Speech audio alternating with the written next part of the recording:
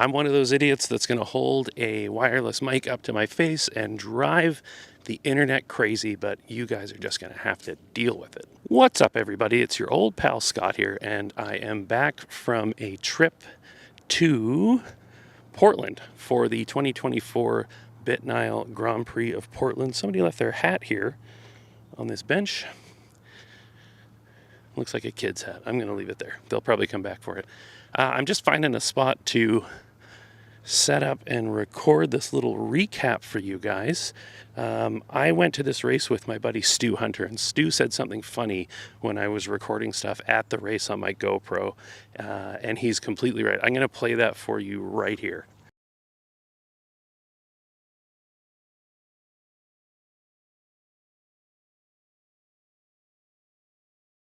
So Stu, there you go. I'm not in my studio. I'm a couple blocks away from home, out for a little walk, and you were wrong.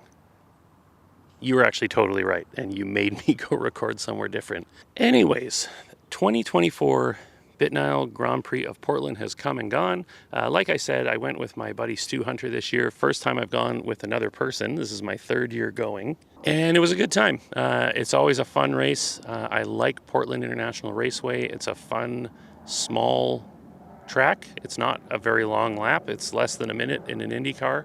It's a lot of fun to watch. There's great passing as well in a couple of different spots, unless you're Romain Grosjean, and then you crash into people when you probably should have finished fourth. But that's Romain. We love you, Romain. We really do. But yeah.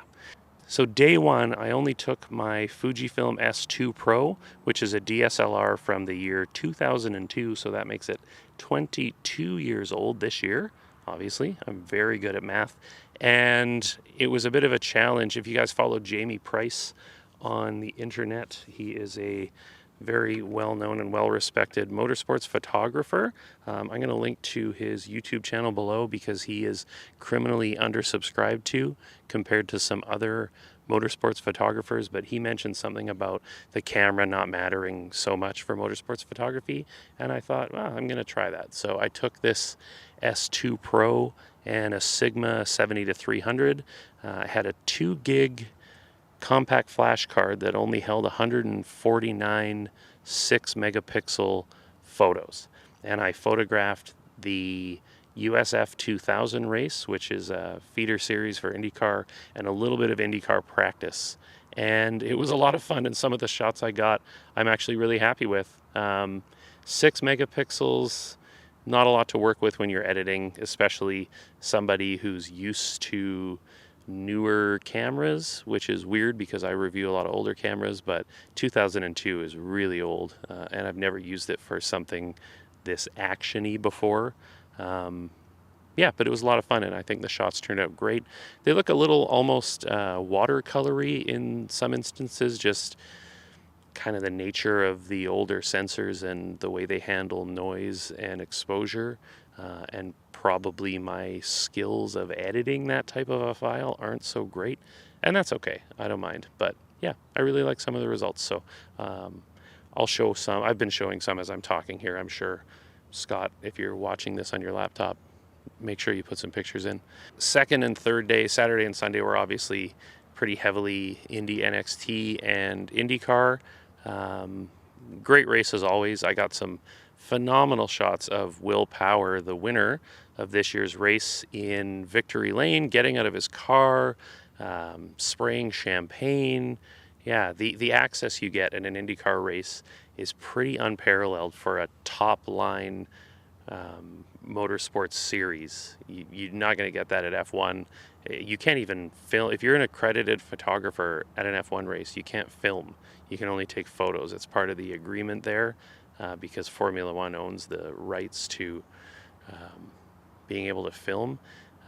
That's another thing that Jamie Price was talking about recently, is if you're an influencer and you go to an F1 race, you can film all you want, post all you want. But if you're an actual accredited professional photographer, you're very limited in what you're able to do content-wise, which doesn't make a lot of sense, but that's the FIA for you. Probably specifically Formula One, but yeah, the FIA in general. Pretty heavy-handed with their policies, for real. yeah, great race, great event. Got some photos that I really like. Sold a few. Had coffee at Twin Cylinder Coffee. I'm going to link them below. If you guys are ever in Portland or Vancouver, Washington and going to like an event, see if they're going, and definitely go get a coffee because it's phenomenal coffee and they're very nice people. One of the highlights of the weekend every year is going there and getting a coffee. They gave me a free coffee this year. No obligation to shout them out at all, but I paid for probably 5 more throughout the weekend, so I'll take the free one anytime. Portland. Oh man, Portland. Where do I start? Portland is in really bad shape, and there's no real way to sugarcoat it. Obviously, I live in Vancouver, British Columbia, which is pretty gripped by the opioid crisis and homelessness and a cost of living crisis and all kinds of things. So I'm trying not to throw stones here because I live in a bit of a glass house, but Portland is just on a whole other level. I stay in Delta Park when I go to these races, and it's really bad. Even Walmart and Dick's Sporting Goods have closed and left town. So I stay there because it's close to the track. There was some drama with the hotel this year and it changing ownership after we had made our reservations, but luckily we got that sorted out prior to arriving. Just luckily, actually, it was a complete accident, but yeah. And then downtown Portland, it's getting worse. It's gotten worse every year since I've been going. We saw what could only be described as a potential abduction of a woman, and then that same person tried to get in our vehicle. So, and that's not an isolated incident. We saw some other just absolutely insane things on the train or in the city or wherever. It's actually like a deterrent to going to this event, which I hate to say because I love going. It's the closest major motorsports event to me where I live. It's about a 5-hour drive, and I would hate to not be able to go there anymore because I don't feel safe in the city.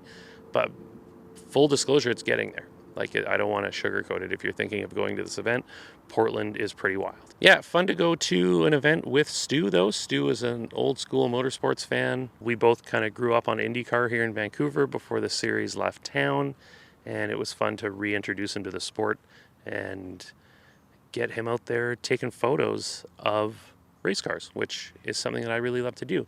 I'm going to just briefly touch on motorsports photography here. You've probably noticed it's becoming more of a topic here on the channel, and that's because I've actually started making a little bit of money doing it. So obviously I'm going to gravitate towards that type of content. I do sell my images, so if you guys see anything you want, shoot me an email. My email is in the About page, I think. If not, I'll put it in the description. But locally, the motorsports scene here is pretty cool, and I've sold a bunch of images to local car owners, which has been a lot of fun. And I made a decent amount of money this last couple of months doing motorsports photography. Obviously, it's not my job. I have a regular job, and that pays all my bills, but it's fun to have a little hobby on the side that helps pay for itself. You don't have to monetize your hobbies. I actually would recommend against it.